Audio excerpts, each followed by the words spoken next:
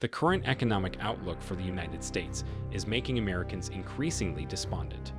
Our systems are bursting at the seams, and there are numerous signs that things are about to get even worse.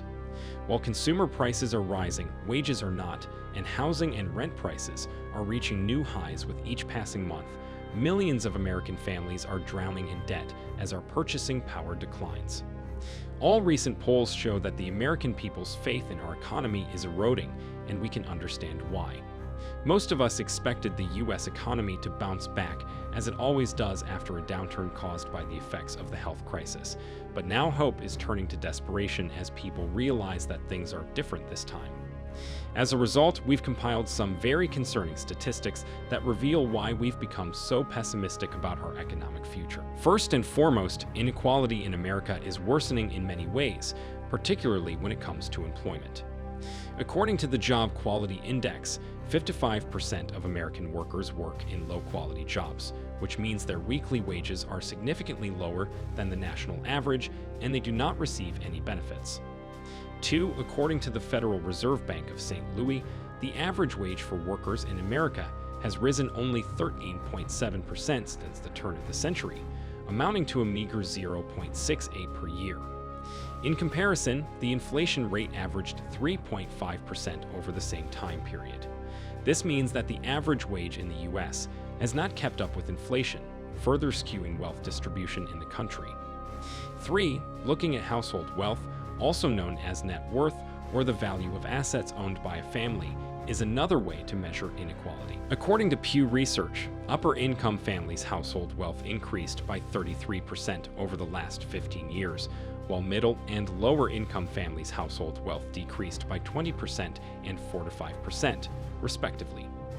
4. A separate survey released by the Pew Research Center revealed another concerning trend, despite the fact that the lower-income groups have maintained their share of the average income.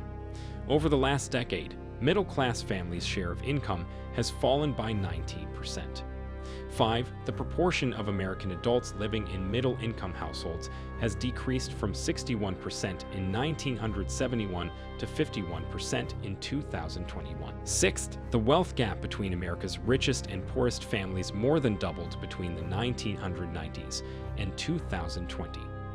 In 1990, the richest 5% of families had 114 times the wealth of the middle quintile. By 2020, the top 5% of families had 248 times the wealth of the middle quintile. According to a Gallup poll released today, more Americans believe their financial situation is deteriorating rather than improving, with 48 reporting increased financial stress. Furthermore, 52% of Americans say recent gasoline price increases have caused financial hardship for their household, with 1 in every 7 Americans, or 14%, reporting that gas prices have caused severe hardship for their household. According to the U.S. Department of Agriculture, an additional 9.8 million more Americans have experienced food insecurity in the last 2 years, bringing the total number of food insecure Americans from 35.2 million before the health crisis to 45 million after it bursts in March 2020.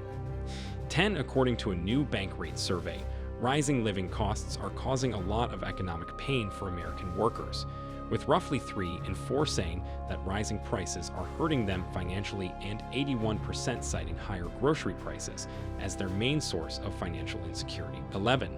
Total consumer debt balances have increased by $772 billion in the last year.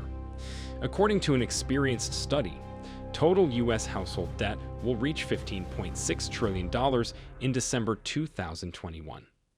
12. According to Trading Economics data, total household consumer debt is now worth 75.4% of U.S. GDP.